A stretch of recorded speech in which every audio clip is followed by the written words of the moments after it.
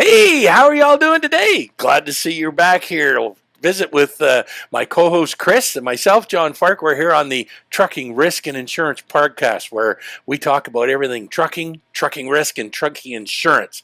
And today, we're going to carry on with our series of the driver qualification file. You'll probably remember a couple episodes back where we started talking about what you need to have in that driver qualification file.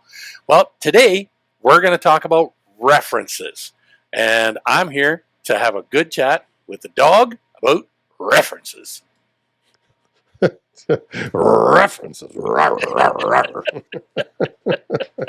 Well, and the common errors that we see in references, Yes. and maybe a tip or two. Yep, exactly. Because, John, what's one of the biggest things that people in the safety department complain about? Lack of information for references. Yeah. You know, like maybe a phone number or an email or even a name. You know, might have the company name, but I don't have a contact name. Well, that, and the other thing I get all the time is, hey, I emailed these people and I don't get a response. Yes, yes. So I think Johnny and I will come up with a couple of tips for you in how to increase your response rate on reference checks. Yep, so, perfect. I think that's what we're talking about. Hey, so references. John, let me ask, why are references so GD important? Well, we need to get a little bit of background history on this new employee, owner, operator, driver, worker, whatever it be. So we need a little history. We got to find out what your past is like before we go hiring you on here. Because as they say, you know, we don't want to bring in any bad people. We want to bring in good people. So we need to have a better understanding of what you've done in the past. Yeah, and John, do I have to do references when I'm hiring? You mentioned an owner operator, or if I'm hiring a Driver Inc. fella or girl, do I have to do references for them? They're self-employed. Well, unfortunately, yes, we do, because it's the regulations basically apply to anybody that you're going to hire to fill in this case, a driver's role. Doesn't matter the type or class of driver, it's still a driver or a worker. We need to get that information. And I just thought I'd pull this one up here. Well, Whoop, I'll go over here, point this way. This is the perfect list. This is what really helps us to kind of go. Here's a checklist to go with. You know, what better thing to have at your disposal than what information do we need to gather?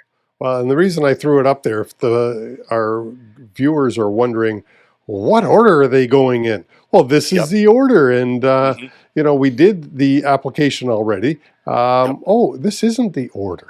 Look, we skipped drug testing. We'll talk about that maybe in the next episode. That'll be later. Yeah. But the 3 years of references completed. Yes. So just wanted to throw that up there. And of course, there is a copy of that if you want it in the show notes down below. Get my finger over there. Down below. Click the link, you know, and it costs you a whole email address, which you can unsubscribe to, you know. Wow, jeepers, nothing worse. Easy piece. You get to talk to the dog. So Lord. Anyway, cool. Hey, you know, just to give a shout out, Johnny. You know, I collect email addresses, right? I think everybody does nowadays. It's not an unusual practice. Nope. On my iPhone, I have a program called Bonjourno, I think is how you say it. And what it is, it's a very quick video. I think the videos have to be under a minute, but I've got it set up now where if somebody subscribes to certain things on my list, I get notified and I make a quick less than a minute video just to say, hey, welcome. And cool. And you know, if I was sending one to you, I'd say, hey, welcome, Johnny, because it's only going to you. Yeah. Cool. Anyways, just I'm having fun with a new program. I just might go on there and subscribe, see if I can get that 1 minute video from the dog. Johnny, I would send you a video. John had a nightmare. last night. He was Oh telling me about this gosh. before Oh, before we decided to record. All right, so just very quickly, Johnny, because this has nothing to do with references, but what was no, no, your but we dream should have been like? we should have had our references done before this happened. So yeah, so I was telling Chris earlier I had this dream, and God knows why I had this dream or where it came from. But anyway, picture this. Let's set the tone. It's a late model, late 80s, early 90s W900 Kenworth conventional, single bunk, one stack, two pair of West Coast mirrors, old paint job, rusty wheels, and a single bunk. Okay, got that picture? And then inside, you look inside, and there's only one seat. That's the driver's seat. There's no seat in the passenger side. And Chris and I are running team to Nebraska. And I'm trying to figure out what the hell. Yeah, and a spring ride suspension. So don't ask me why we were running to Nebraska as a team. And I'm sitting on a bucket because he's driving. I'm on a bucket, and I woke up from that and it just went, what the heck happened here? Hey, I got a question for you. Did you at least have a seatbelt? I don't remember any seatbelt involved at any point in the game. Yeah, because at part time I remember I was standing because I couldn't sit on the bucket. My butt was so sore. But I don't even know what we were hauling, and I don't even know why we were headed to Nebraska. So I don't even know how you even got in my dream. That was the funny part. I don't know. It was a nightmare. That's what it was. Yeah, hey, I think so. Something like that. So references. References. All right. Everybody needs a reference. Okay, so if you had done your references for your company, you would never have hired me. So or me. Yeah, exactly. All right. Yeah. What information are we looking for on a reference check form? Hey, you talk for a minute. Let me see if I can find my reference check form. Sure, perfect. So reference form is basically the previous employer, right? And we're looking to go back. We're looking for 10 years of history, but we need to get references on the most current 3.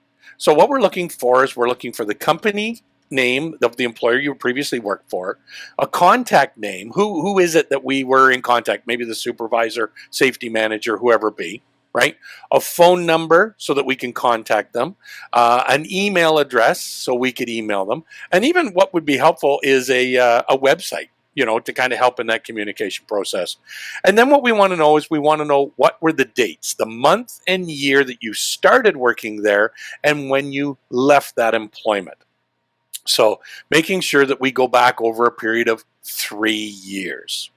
So, and that'll give us some information so that we can reach out to that individual, that previous employer, to ask a few questions and go, hey, how was this guy? Yeah, he seems to have a great attitude, great personality. Can you tell me a bit about him? Would you rehire this person? Did you have any issues with this person? Did you, any crashes, violations, damage that they did?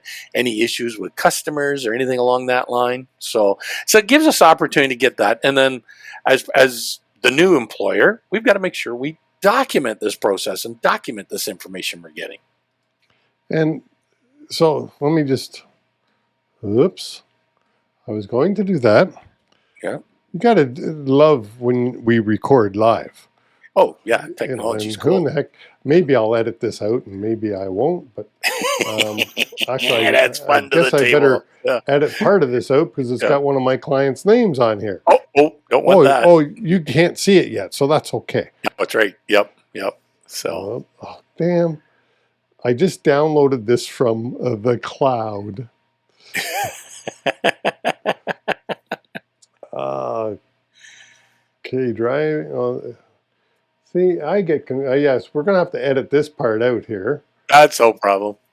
The driver. That's easy enough here we to do. go. Driver safety performance history check. Was that references? Or is this 14-day log form? Where's my reference form? Employment history. What the fuck? Oh, this is a Canadian carrier. Personal references.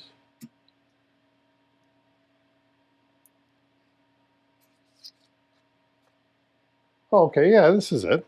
Hey, fuck. Okay. Took me forever. You haven't had to play with it in a while. God damn. Okay, let me go to that. and then we can carry on as if we Yep. didn't do all this Yep. bullshit. Yeah, flip that up, and we can carry on with it. There. Now maybe I can make that a little bit larger. Yep. But there you go. There's where we're going to have collect the information for our driver references. Make that larger. Yeah. Okay. Marwal. Hey, I know those guys. Yeah. Yeah, we used to insure them at the guarantee. Well, Yeah, he mentioned you actually. Yep. Yeah, good guy. But he doesn't do No, he's terrible. That's the sad part. Nice guy, real nice guy, nice little operation, nice equipment. So, but needless to say. I'll just put it kind of like that. There we go. And then I can cut out the bottom, or one of us can move over there. I was just going to say, hey, no, why did that come up? If I get rid of that, there. There you go. That works. So we could come over here and be a little closer. Ooh, I like that. There we go. Cuddly. Ooh, I'm feeling the fuzzy parts now. Okay, so cool. Awesome. Let me go back to here, and we can say, "Hey, Johnny, let me show you a common form that many people use." Perfect. Right? And hey, there we go. Look at this. That way, something like that. I don't know. Yeah, it's up. Yep, it's up there. It's up there. That's right. Everybody else can see it. Yes. So yes, as long as they can see it. So this is a form that is commonly used to do the references. Pretty standard, generic little thing. However, one of my common errors that I see all the time is a lack of a driver's signature on this form. So, or the applicant's signature is what I should say. And of course, with privacy issues nowadays, that's a huge problem. Yes, it is. Because that driver, I was just going to say that driver's signature is consent, right? Yeah, and I mean, whether you're trying to get a reference, or if you are giving a reference because somebody else has asked you for a reference, don't ever answer it if you don't have that driver's consent or that signature on there, please. That's right. That's right. You know, and the other thing I'd like to mention at this point is this form. By the way, the U.S., the Federal Motor Carrier Safety Administration, says you have to keep a record of all references that you give. And many employers don't understand that. So you've got to actually write down what it is that you said about the person and record it and keep it on file. Yep. So, and one of the other problems that I see a lot is of motor carriers afraid to give references because they go, privacy. I can't disclose that because it's private. No, I'm sorry. That's not the case. You have privacy requirements under PAPITA, Canada law, but you have a consent form from that new potential employee that employer, her previous employer, is required to release that information. That's why they have that. So there is no privacy from you stopping of giving that information. It's very important you do. And if I'm not mistaken, the FMCSA also has a section in place that says if you're a U.S., if you have U.S. operating authority, you can be fined by the U.S. DOT for not releasing previous employment information. So, because you're not helping the motor carrier industry here by, not talking about the guy that was not good. Exactly. And John, I always tell my clients there's four things. Where's my camera? There. Right there. Yep. 4 things that you should say. Yep. And you can say them with absolute confidence. So the first one is length of employment or dates of employment. He started at this day and she quit on this day. That's the first thing. So employment dates. A function. This is really important. Were they a tractor trailer driver, straight truck driver, forklift driver? Like what function did they do? And then I also say to include all references to tickets and accidents. Yep. So those 4 items, if you included those, they're factual. And yes, exactly. It's my non-lawyer opinion that we can never get in trouble reporting facts. Right. You're not giving an opinion. You're Right. giving what is actual truth based on that interaction with that driver. And more than likely, as that previous employer, you have that information documented anyway. You would have their Exactly. tickets documented, their accidents documented, the service period that they were there, and what they did, what training they went through, and stuff like that. So you know the classification of their license and what they did. Yeah. So just include the function, the dates, Yep. and tickets and accidents. Right. I like to issue employment letters. When somebody says, "Hey, I quit," in the exit interview, I will. I encourage my clients to give them a letter on company Yep. letterhead that says those 4 items. Sure. And then when somebody phones you or does a reference check, certainly shouldn't phone you because you need it in writing with permission. Yep. But Yep. they should only be asking, "Hey, I'm in possession of this letter that appears to be signed by you, Chris. Did you really issue it to John Farquhar? And did he really work for you?" And just confirm the information. Sure. Sure. It makes doing the reference so Oh. easy now. Huge. And now I got a document.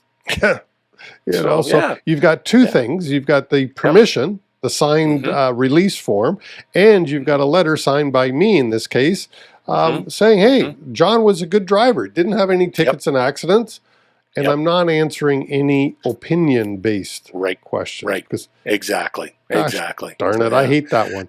How did they get along with Yeah, dispatch? exactly. You know what? That's going to be so different from one company to another company to another company because of the attitude of everybody and personalities of everybody. There could have been a clash there that you don't want to hold against that person because maybe they don't have that clash at your employment.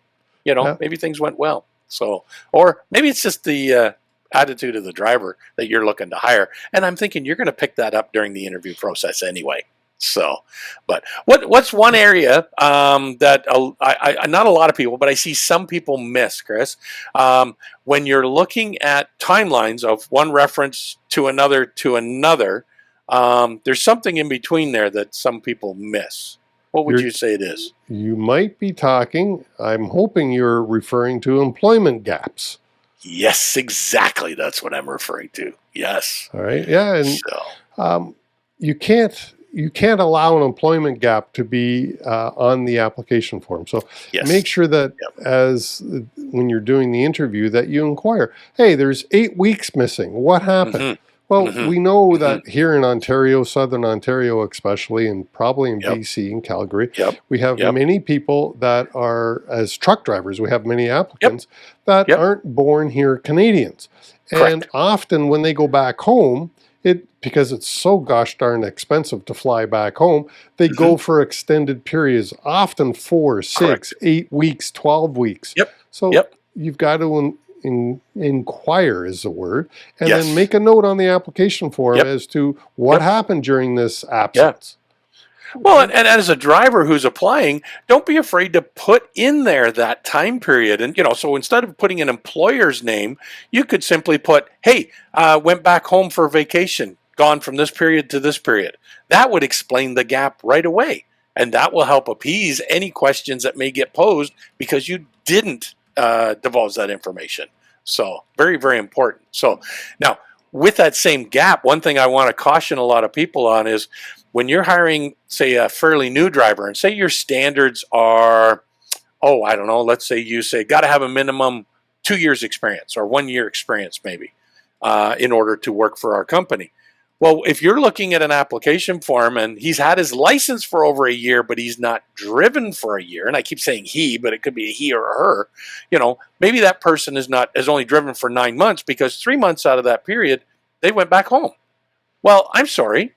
That's not 12 months experience. That's not a year experience. And one of the downfalls that we see is we get a lot of drivers who will actually go back home during the winter months because it's better weather back home to see family, and they miss out on the winter driving. Hey, smart people, don't get me wrong, smart people. You don't want to drive in Canada in the winter. But the bad part is then they come back and they'll work for a company, and then maybe the next year they don't go home. So I could have been driving for 2-3 years, but I've never driven in a winter, and now this is my first winter. The motor carrier needs to be aware of this and should do some extra training with that driver, some mentoring, maybe some one-on-one in winter environment. Yeah, it's just huge because many drivers, I mean, frankly, do you like driving in winter? So, Oh God, I hate it. and Hate it. and I don't like winter anymore. I Yeah. wish I could move out of this country during the winter time. And I love Canada, but Yep. my Yes. gosh. Yeah. So I don't blame anybody if they Yep. can escape and Right. go to a warmer climate for a period of time. But you're right, they've got to do the investigation. Yes. I Yes. just want to bring up that a couple of points. Some of the things that I do to encourage responses on references. So, first of all, is there a rule about how many times you have to inquire if you're not getting a response from a previous employer? Is there a rule anywhere that says how many times you actually have to inquire? Yes, there is not. No, there's no rule at all. I thought you were going to go, yeah, there was. I'm going to go, hey, Johnny, no, there ain't. No, But no, anyways, there's yes, there's perfect. no rule on how many times, but yeah, I think the concept is, to put out a concerted effort to try and get that information. Yeah. But and documenting that process each time, whether it be if I send an email or a fax or if I tried to call, document each time that you tried. Print off the fax machine, the confirmation of the fax that was sent. Print off your email. What the heck is a fax machine? I don't have one anymore, but I used to have one years ago, and I'll tell you what, I don't know that I could even operate one today. I think it went by the wayside with the Model T. Sorry, and I'm just looking over here to see if I can find the section that actually says. Sorry, I'm looking at the FMCSA, the regulation. By the way, for our listeners and our viewers, this is Regulation 391.23, and the Canadian provinces and jurisdictions look at this as a best practice. Yes, so exactly. If you cross the border, you've got to follow this regulation 391.23. But if you aren't, the insurance industry, MTO, DOT, everybody else says, hey, this is a best practice to do this. Exactly. So there is no specific number of attempts that you have to do. I often hear 3 is the number. Same here. Yes, I was going to say, I think because there a lot of things happen in 3s. So if we have 3 good attempts, that's going to give you some due diligence. Yeah, and I believe the wording in the FMCSA is something to the effect of reasonable attempt. I can't see it right here, but you got to make reasonable attempt. And it's my opinion that. Well, I had an argument with the safety guy one day, Johnny. He said 1 was reasonable. Okay. I'm in agreement with you that I kind of think 1 isn't reasonable. No. And, but I lost a client over that because I didn't want to work for that client because they agreed with their safety person, which is fair. But I said, no, that's not, in my opinion, reasonable. We don't have the same ethics. Therefore, it doesn't work. But so often 3, I say 5. Sure. Okay. Yeah. And the reason I say 5 is often nowadays we're using email. So I got 1 email, and then I follow that email up with a phone call that I document. Okay. And then another email, so 2 emails, and then another phone call, and then a third and last email. Well, that's actually 5 attempts. Because that's pretty good. That's almost going overboard, which is excellent. There's nothing wrong with that. Well, so the more the better. Yeah, and I mean, you make the note somewhere saying, "Hey, I phoned John Farquhar at this time and left a message on his voicemail." Exactly. Right. And then the second phone call is, "Hey, I spoke to John, and John promised me he would complete the reference check, date and time, and always initial these notes." Exactly. So that in court you could verify them. But one other thing I wanted to throw out at you is how to increase response rates. All right. And show up on their door with a big stick. That would be one way. It does say in Regulation 391.23 that a carrier, a DOT carrier, so anybody with a DOT number, has to respond. Correct. to these reference inquiries. Yep. And again, you can tell to our listeners and viewers that Johnny and I don't rehearse these things. John, No. do you know how many days a carrier has to respond? If I'm not mistaken, I think it's 30. Yes! Bing, bing, bing, bing, bing, Yeah, bing, bing. you actually have 30 days to respond, but Yep. Gosh darn it, that's way too long when you're trying to hire somebody.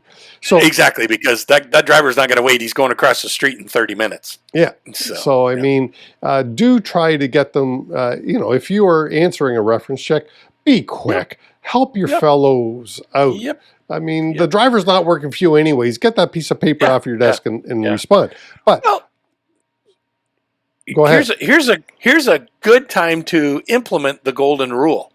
Do unto others as you would have them do unto you. You're trying to hire a driver. You'd like those reference checks to come back as quick as possible. Do yourself a favor, just as you said, your industry buddies, and get the references back to them. Karma will come back and bite you in the butt. So. Well, one of the things I used to do when I was a recruiter, and Truck World just ended a few weeks ago, is when I was at an event like a Truck World, I would walk around and meet the other recruiters and introduce myself as a recruiter. And that way, that was one way to increase response rates, because now you're emailing a friend, quote. Exactly. That does that. But one thing I did want to say about increasing response rates, it does say in 391.23 that you've got to respond. So what I always do on the second email is I include a link to the section 391.23, and I say, hey, by the way, according to 391.23, I do expect a timely, is how I word it, timely response. And then on the third attempt, if I have to go to 3, then I highlight it and I put it in bold, and I actually cut and paste this section that says prospective employers should report failures of previous employers to respond to an investigation to the FMCSA and use the complaint procedures. And it goes on a little bit longer. Sure. But I cut and paste that onto the reference check to say, hey, if you don't do this, I follow the rules, and I'm going to have to report you to FMCSA. Yeah, and exactly. Does it get anything done? Oh, and by the way, I do report them. Excellent. Okay, so, and the reason I report them is not to be a pain in the ass, which it is, but can you imagine if that carrier had anything that would have changed my mind about hiring this driver? Yes. I didn't get it. This driver goes out and kills somebody now. And had I had that information, I would never have hired the driver. Well, I want to say that I followed the letter of the law, and the blame goes to the previous employer, not to me, because had they responded and followed the rules, I would never have hired this guy. Talk about neglect. Wow, that'll come up in court. I'm sure the judge would just love to have that previous carrier on the stand to kind of go, why did you not share that information, Mr. Motor Carrier? So, and, quite honestly, a lot of motor carriers would say, well, I knew he couldn't get a job. And I was just trying to help the guy out. Well, unfortunately, he's killed 3 people, and now we have a bigger problem other than him not getting a job. So just huge. Anyways, that's a tip. So that is in Regulation 391.23, specifically Section 3 of that regulation is where that prospective employer should report failures. That's the section there. I think it would be great to put that link in the show notes down below. Well, maybe I should. I think that is an awesome suggestion. Oh, look at that. Awesome. Do not disturb is on. There you go. There you go. Because a reminder popped up. And there you go. All right. What else? Anything else we got to talk about when it comes to references and of course, doing them? Yeah, I think the big thing is just that exactly. Get the references, review each reference, and then again, making sure you have 10 years history, particularly for those drivers that are operating in and out of the U.S. We need to have 10 years history, but we need to verify the most current 3, which is where the references come into play. Right. And just kind of tied into that is your FMCSA required accident register, which also, so you're required to have a list of all your crashes according to the federal motor carrier for 3 years. Well, coincidentally, it's 3 years of history, driver references, and 3 years on the crash. Anyways, you see where I'm going. And carriers, exactly. I get carriers tell me, oh, I keep crashes for 2 years.